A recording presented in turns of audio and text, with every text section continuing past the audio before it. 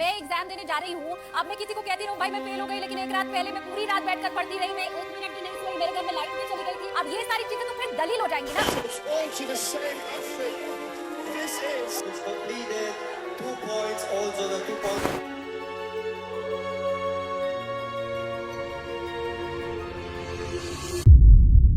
विनेश फोगाट एक Indian wrestler जो कि पेरिस ओलंपिक्स में वर्ल्ड क्लास रेसलर को डिफीट करने के बाद भी डिस्क्वालीफाई हो गई क्योंकि वो अपना वेट मेंटेन नहीं कर सकी और उनका वेट 100 ग्राम ज्यादा आया। तो विनेश फोगाट को डिस्क्वालीफाई क्यों किया और एक एथलीट कितने मुश्किल से अपने वेट को कट करता है, आज की वीडियो में हम यही डिस्कस करेंगे और देखेंगे कि कैसे इंडिया के लोग और इंडियन मीडिया इतनी गिर चुकी है कि वो टॉप क्लास एथलीट्स को भी क्रिटिसाइज कर रहे हैं। विनेश फोगाट हरियाणा के छोटे से गाँव में रहने वाली लड़की जो की फेमस फोगाट फैमिली से बिलोंग करती है, जिसपे आपने मूवी भी देखी होगी दंगल। विनेश फोगाट बचपन से ही रेसलिंग करती आई है क्योंकि उसके आसपास के एनवायरनमेंट में ही रेसलिंग थी और उन्होंने अपने देश के लिए बहुत से मेडल भी जीते हैं और वो इंडिया की पहली ऐसी फीमेल रेसलर है जिन्होंने कॉमनवेल्थ गेम के अंदर गोल्ड मेडल जीता था। विनेश एक प्रोफेशनल एथलीट है और वो मल्टीपल वेट क्लासेस के अंदर खेलती हैं और इस बार ओलंपिक्स के अंदर उन्होंने 50 केजी के अंदर कम्पीट किया था, बट उनका जो नेचुरल वेट है वो 55-56 केजी के आसपास रहता है और कॉम्पिटिशन के टाइम पे ये वेट कट किया जाता है ताकि वेइंस को पास किया जा सके और उसके बाद मैच से पहले फूड और वाटर का इंटेक किया जाता है ताकि अपने वेट को बढ़ाया जा सके और अपनी एनर्जी को रिस्टोर किया जा सके। एंड मोस्टली एथलीट्स यही टेक्निक यूज करते हैं वेट कट करने के लिए। जब आपका वेट आपके ओपोनेंट से ज्यादा होगा तो वहाँ पे आपको स्ट्रेंथ और पावर का एडवांटेज मिलता है कई स्पोर्ट्स के अंदर। ये सेम चीज आपने यूएफसी फाइटर्स को भी करते हुए देखा होगा। वेइन से पहले वाटर वेट कट किया जाता है विद एक्सट्रीम वर्कआउट, एक्सट्रीम सोना, ताकि वाटर वेट स्वेट आउट हो और फूड एंड वाटर इंटेक का भी एक्सट्रीम रिस्ट्रिक्शन होता है ताकि वेट को मैनेज किया जा सके और ये एक एथलीट के लिए बिल्कुल भी हेल्दी नहीं होता है। अब बात करते हैं विनेश फोगाट के ओलंपिक्स रेसलिंग टूर्नामेंट के बारे में। अब ओलंपिक्स रेसलिंग टूर्नामेंट में वेइन 2 दिन होता है, पर यहाँ पे एक कैच है। पहले दिन एथलीट को 30 मिनट दिए जाते हैं अपने वेट को नोट डाउन कराने के लिए और नेक्स्ट डे सिर्फ 15 मिनट मिलते हैं और इसी टाइम लिमिट के अंदर आपको अपना वेइंग देना होता है। तो विनेश फोगाट का वेट पहले दिन चेक इन के अंदर 49.9 आया जो कि 50 केजी क्लास लिमिट के अंडर है, जिसके बाद उन्होंने सेमीफाइनल जीत लिया और वो फाइनल के लिए क्वालिफाई हो गई और उन्होंने मल्टीपल मैचेस खेले थे जिसके लिए उन्होंने जूस, स्नैक्स और बॉडी को हाइड्रेट करने के लिए पानी पिया ताकि वो अच्छे से परफॉर्म कर सके, जिसकी वजह से उनका वेट नॉर्मल वेट से ज्यादा हो गया और ये सेम चीज उनके न्यूट्रिशनिस्ट ने भी बताई है। Most wrestlers will thereafter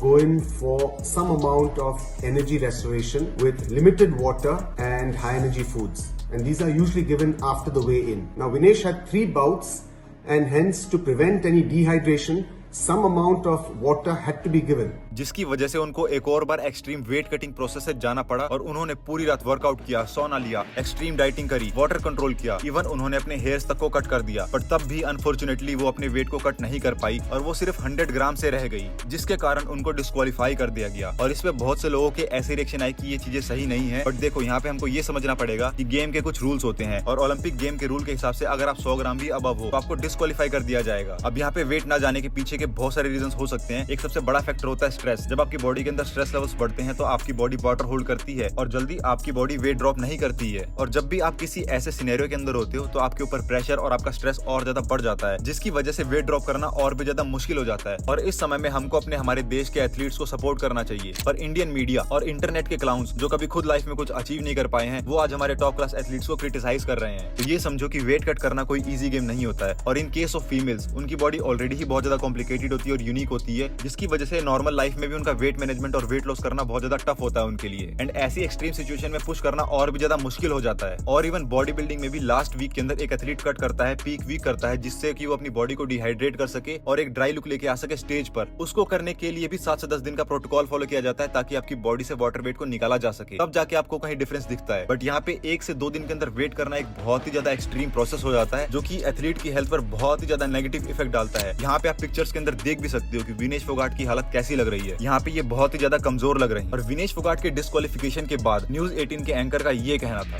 मैं एग्जाम देने जा रही हूँ। अब मैं किसी को कहती रहूँ भाई मैं फेल हो गई, लेकिन एक रात पहले मैं पूरी रात बैठकर पढ़ती रही, मैं 1 मिनट भी नहीं सोई, मेरे घर में लाइट भी चली गई थी। अब ये सारी चीजें तो फिर दलील हो जाएंगी ना। और यहाँ तक कि इसको पॉलिटिकल मामला भी बनाया जा रहा है कि कुछ नेताओं का ये कहना कि ये तो जानबूझकर किया गया है, साजिश के तहत किया गया है। थोड़े दिन पहले आपने विनेश फोगाट और बहुत सारे रेसलर्स को देखा होगा प्रोटेस्ट करते हुए। इन सब चीजों को लेके एक पॉलिटिकल मामला भी बनाया जा रहा है और ये मीडिया और इंटरनेट के लोग व्यूज और टीआरपी के लिए कुछ भी कर सकते हैं। तो हमें अपने देश के एथलीट्स को सपोर्ट करना चाहिए, उनका मनोबल बढ़ाना चाहिए, ना कि उनको क्रिटिसाइज और ट्रोल करना चाहिए। सिर्फ इन्हीं कारण की वजह से और इंटरनल पॉलिटिक्स की वजह से बहुत सारा यंग टैलेंट आज आगे नहीं बढ़ पाता है और जो आगे बढ़ जाते हैं वो ज्यादा आगे नाम नहीं कमा पाते हैं। तो हमें अपने एथलीट्स पर प्राउड फील करना चाहिए और जो भी हार्ड वर्किंग एथलीट्स हैं उनको हमेशा हमें सपोर्ट करना चाहिए। तो this was all for this video. इन सब पे आपकी क्या राय है वो मुझे कमेंट में बताओ और इस वीडियो को ज्यादा से ज्यादा लोगों के साथ शेयर करो ताकि उनको ये समझ में आ सके कि एक एथलीट की जिंदगी में कितनी कठिनाइयां होती है। और चैनल को जरूर सब्सक्राइब कर लेना बिकॉज इस चैनल के ऊपर मैं बहुत ही ज्यादा अमेजिंग फिटनेस, स्पोर्ट्स और बॉडी बिल्डिंग रिलेटेड कंटेंट डालता रहता हूँ। तो चैनल को सब्सक्राइब कर लो। जल्दी ही मिलते हैं नेक्स्ट वीडियो के अंदर।